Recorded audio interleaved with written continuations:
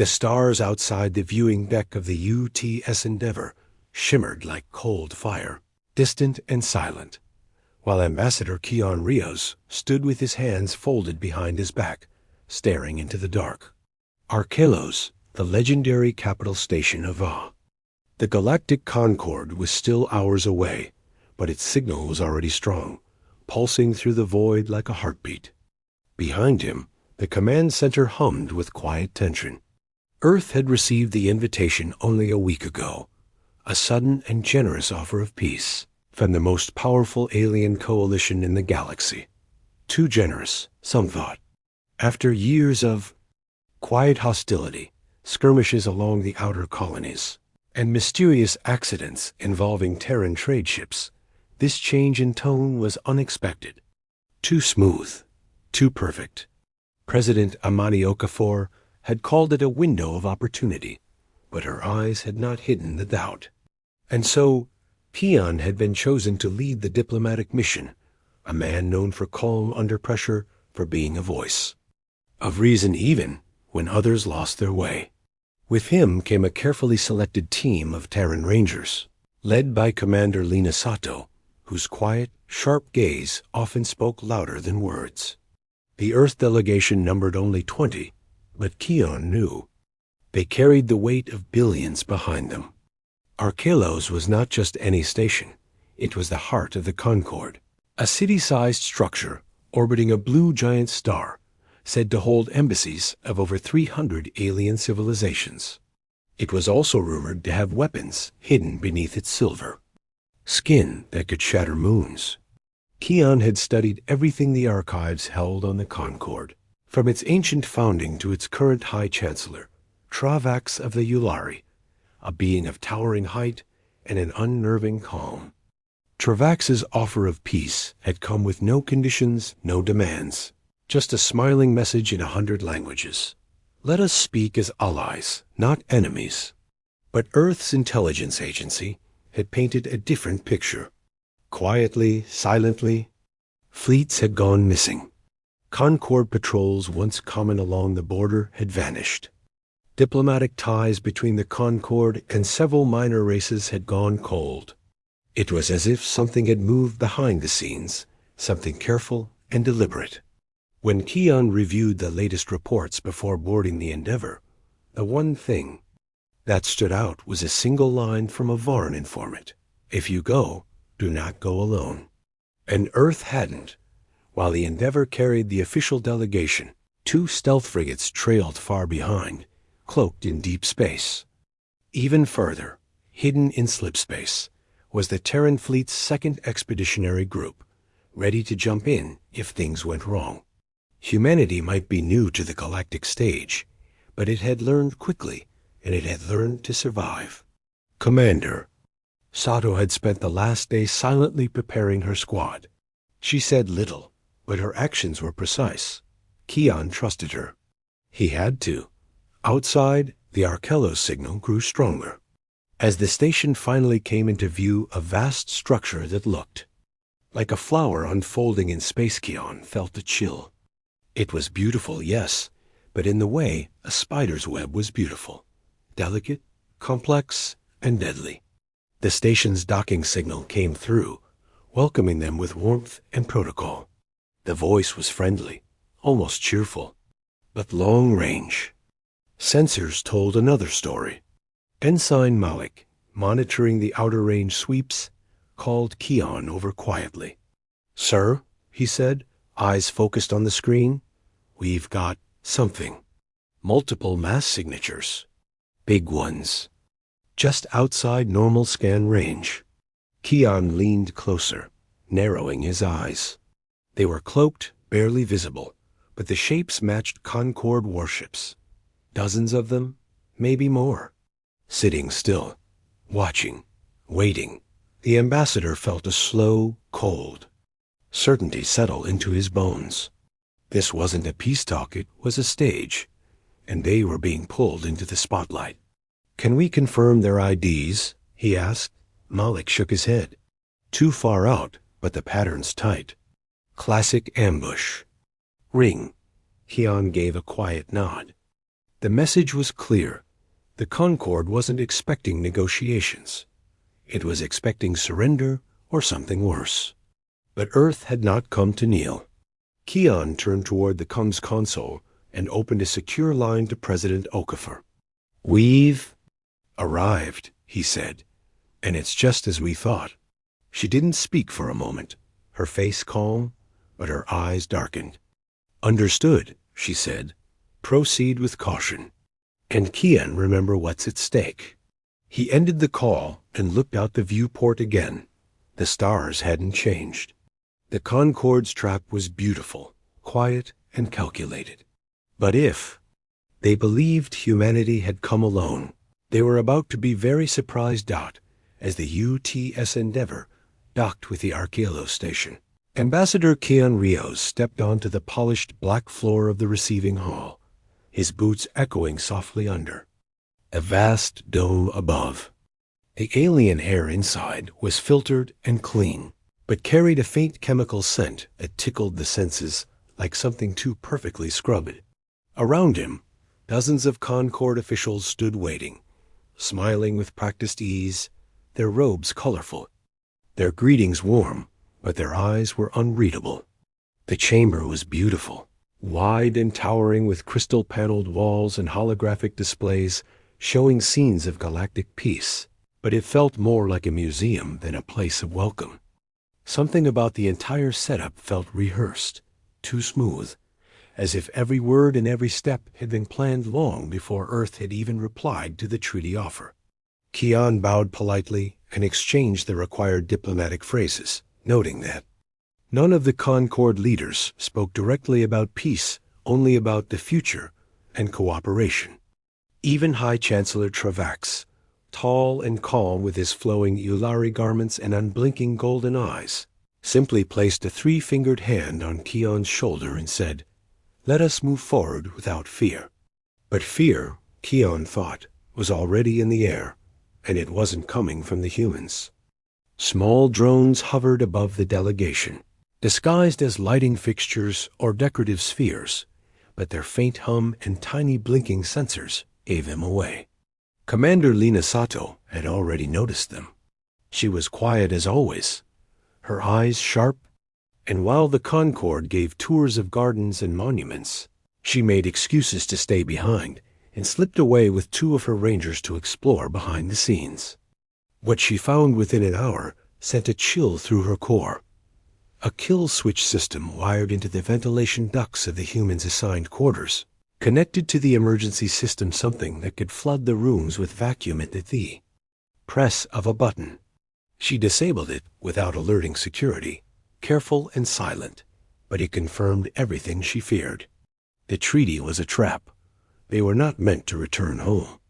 Back in the meeting halls, Keon continued to play the part of the calm ambassador, sipping from crystal cups, listening to vague promises, but his mind raced through escape plans.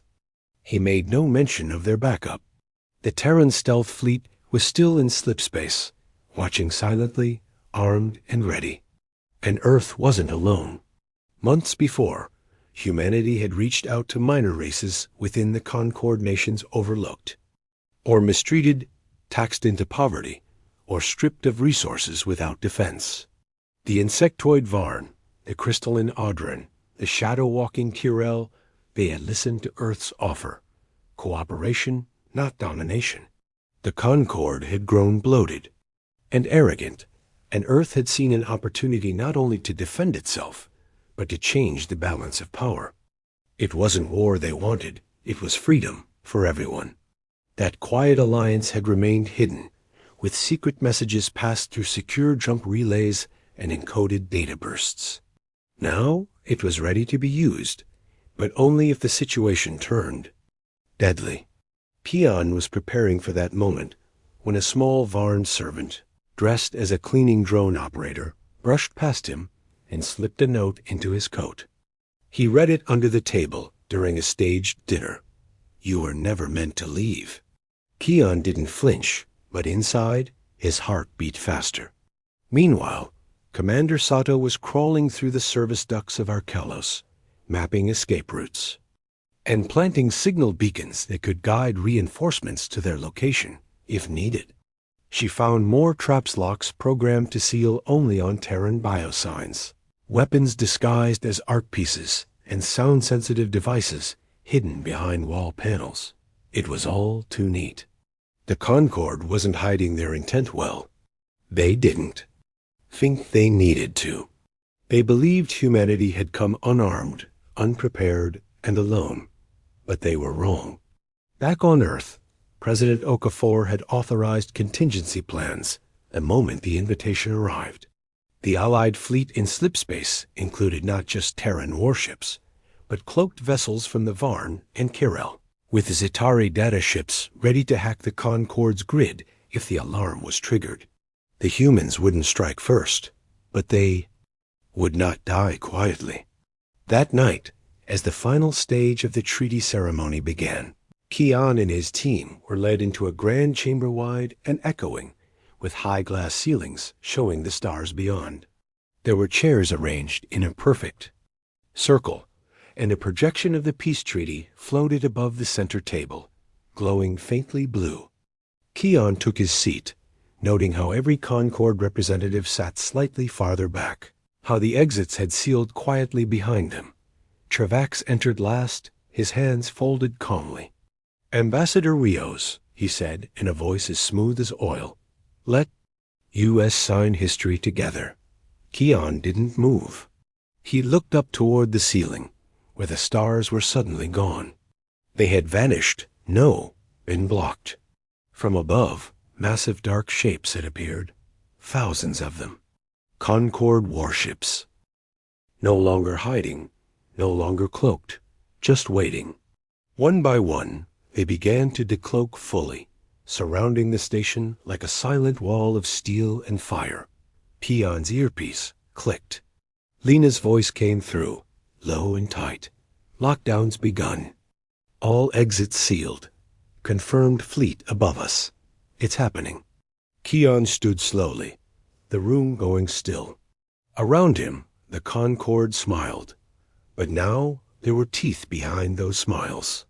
The trap had been sprung. But what the Concord did not know would change the fate of the galaxy was that Earth had brought more than diplomats. It had brought allies. And the sky was about to answer. The silence inside the treaty chamber was deep, unnatural, like the stillness before a storm. And Ambassador Keon Rios stood at the center of it, facing the tall and cold High Chancellor. Travax, whose golden eyes gave nothing away as he calmly stepped forward and placed a slim data tablet on the table between them. The screen lit up, showing a single message translated into Terran Standard. "Surrender all Earth territories, dissolve your military, and submit to Concord protection. Refusal will result in swift and complete elimination." Around the chamber, Concord delegates stared at Keon with unreadable faces, while above the glass ceiling, their warships floated like shadows waiting to strike. Keon read the message slowly, then looked up, his voice steady as he replied, "We came here in peace." Travax tilted his head slightly. "As did we, until your kind proved unwilling to understand balance." Keon's earpiece clicked. To life again, Lena Sato's voice sharp and low. "We've started moving. Charges planted. Communication nodes ahead." Far from the ceremonial chamber, Commander Sato and her rangers were deep inside the hidden spine of the Arkelos station, having forced their way past security doors with EMP pulses and hacked maps from their Zitari allies. Her mission was clear: reach the Concord's main communications core and shut it down before reinforcements could be summoned across the galaxy. The Concord had underestimated them in every way. As the final demand echoed through the hall, Keon didn't answer. Instead, he raised his left wrist and tapped a button hidden beneath his diplomatic bracelet. Instantly, across space, far beyond the glowing edge of the Arkelos system, slipspace corridors tore open like wounds in the dark, and one by one, the allied fleets of 9 species jumped in. First came the massive armored cruisers of the Reptilian. Scar, all sharp edges and firepower, followed by the silent, cloaked ships of the Miari, built like ghost blades drifting in the void. Then came the sleek, glowing orbs of the Zetari, half machine and half intelligence, pulsing with quantum energy as they launched their first code attacks on Concord systems.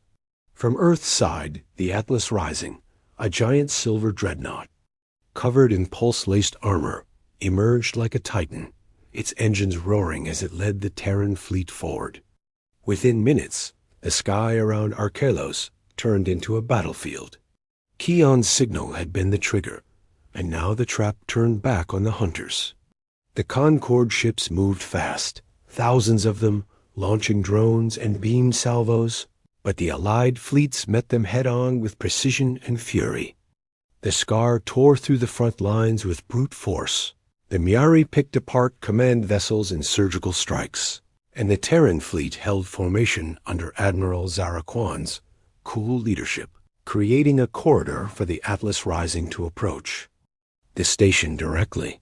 Inside Arkalos, alarms began to scream as power shifted, and emergency shutters closed across key zones. Commander Sato's squad fought through waves of Concord security, strange spider-like drones, and armored guards using plasma rifles. But the Rangers moved like ghosts, trained for environments exactly like this, with support from a small Zetari drone that plugged into the wall systems. They reached the core and planted a virus that began to unravel Concord communications from the inside. In the main chamber, chaos was rising. Delegates panicked, running toward sealed doors, and guards surrounded Travax. But Keon stood his ground, tapping into the Concord central broadcast grid using the same data tablet Travax had placed before him. "You asked for understanding," he said aloud. His voice carried through every hallway, every ship, every corner of the station. "And let the galaxy understand what the Concord really is." With a swipe of his hand, he uploaded a series of files collected from Concord Archives' secret reports, intercepted messages, recordings from Varn diplomats and other minor races who had suffered in silence.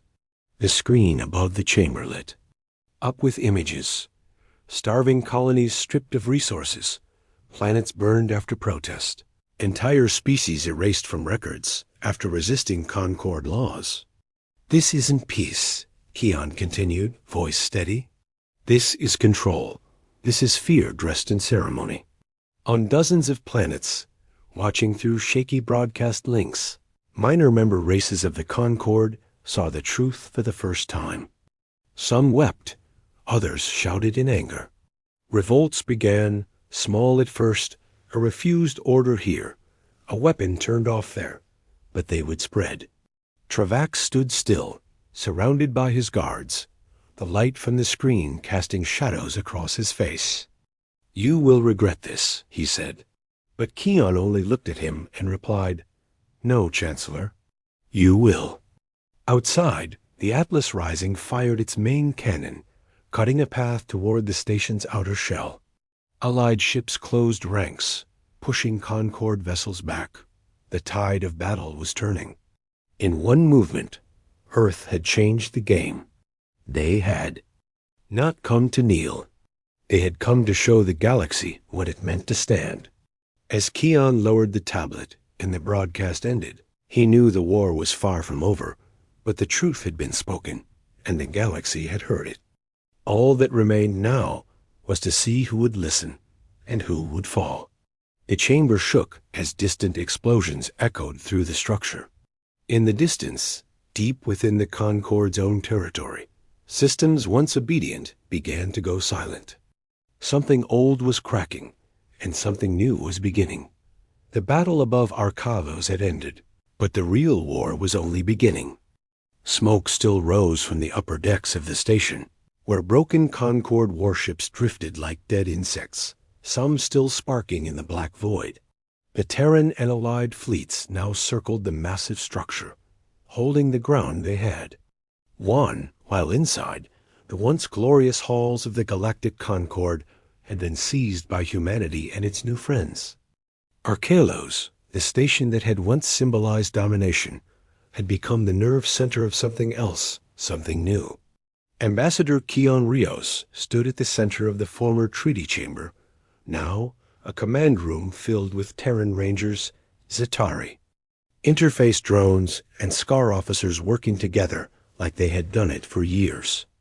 Information came from across the galaxy, reports of rebellion, of chaos, of planets rising up.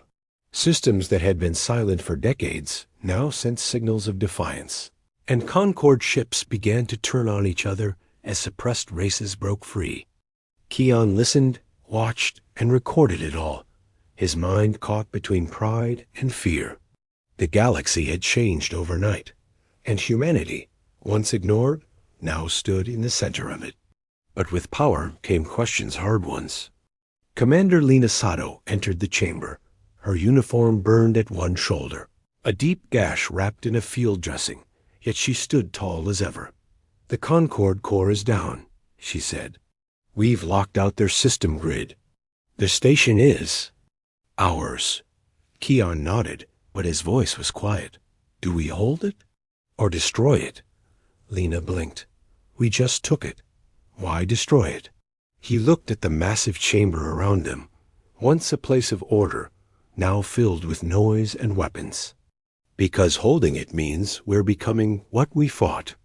She stared at him for a long second. "Or it means we're giving it a better purpose."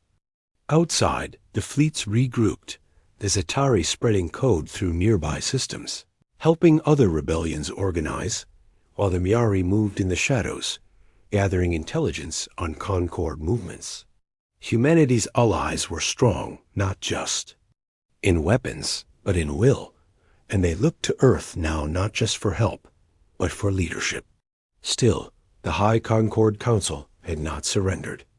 Though the station had fallen and fleets were breaking apart, the inner Concord command remained hidden, and their final response came soon, silent, cold, and deadly. A long-range transmission arrived in the war room, carried by a stolen Concord signal. It was not from Travax. It was from an I-Corps named Judgment, the most dangerous and secret weapon the Concord had ever built, a planet-killer ship, powered by dark matter fusion, driven by a sentient war mind, and designed for one thing: extinction. It had been hidden, buried deep in the Concord's restricted zone, never spoken of, only to be used if the central power was truly at risk. Now it had awakened.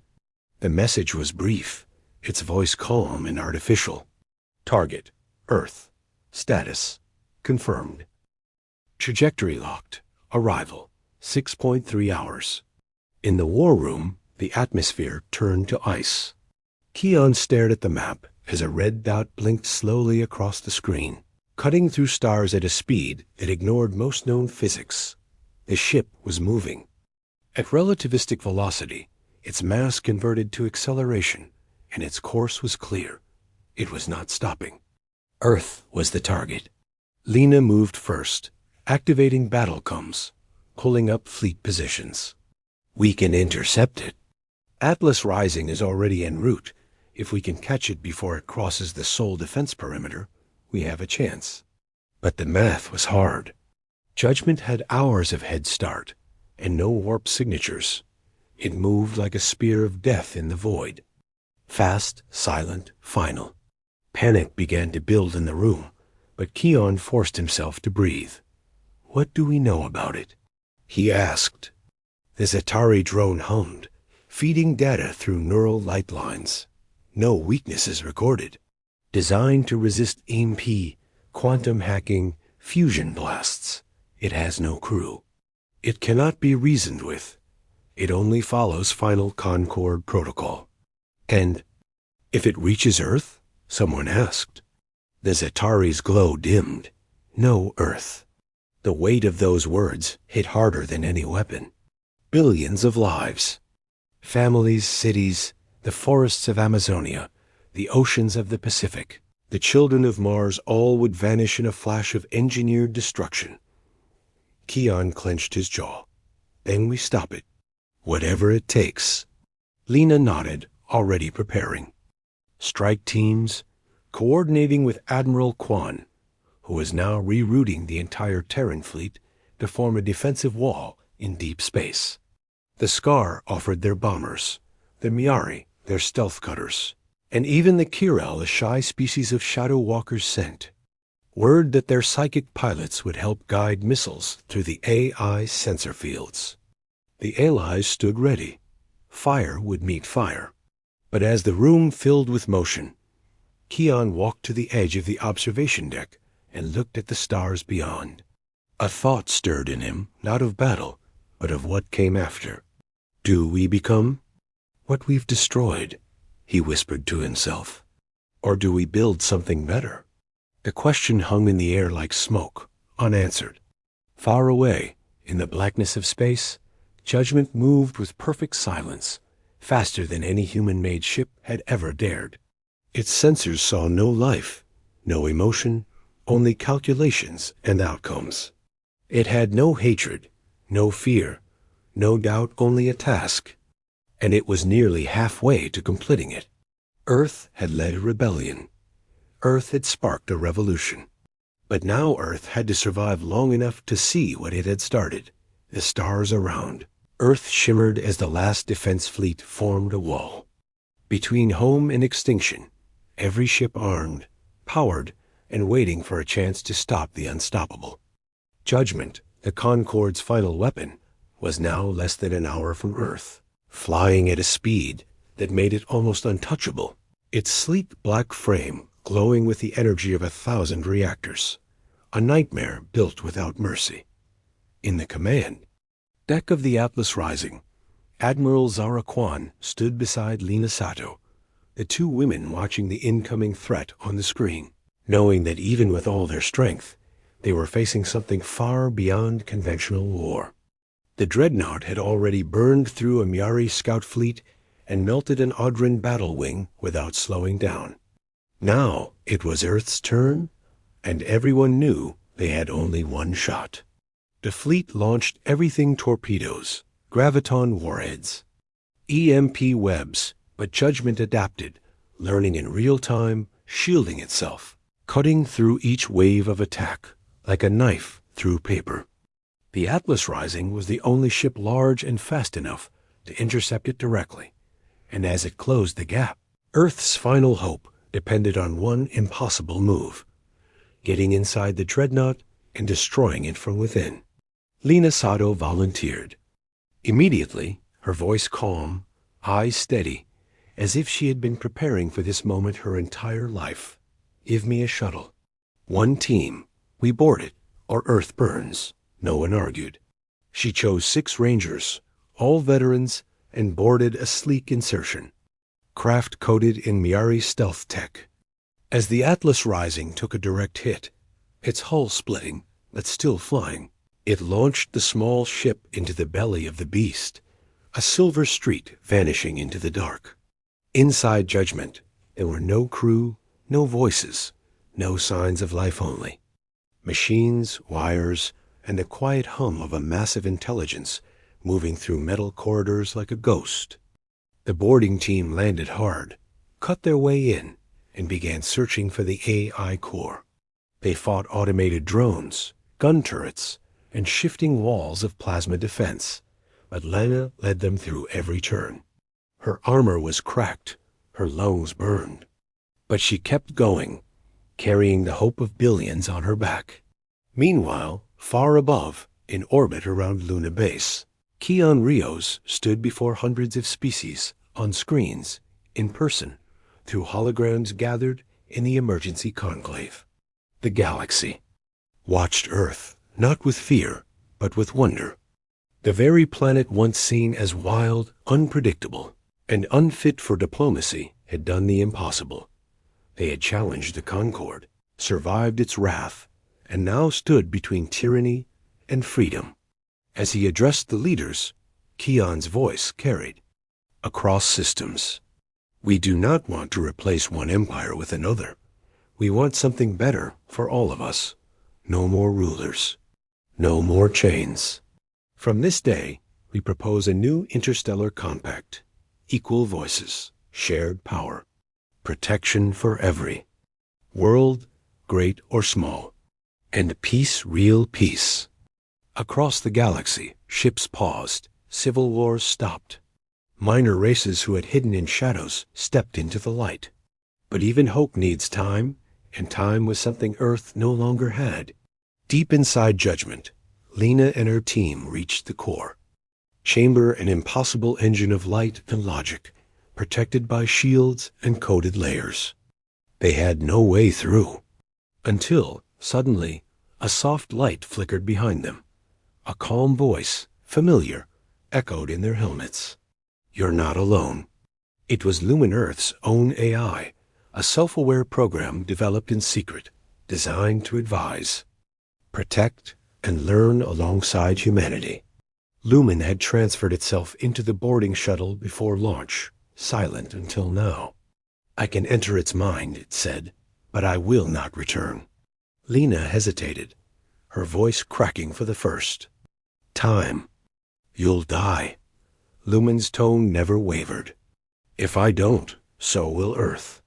With no time to argue, the team uploaded Lumen into the core's data port, and instantly the entire ship shook.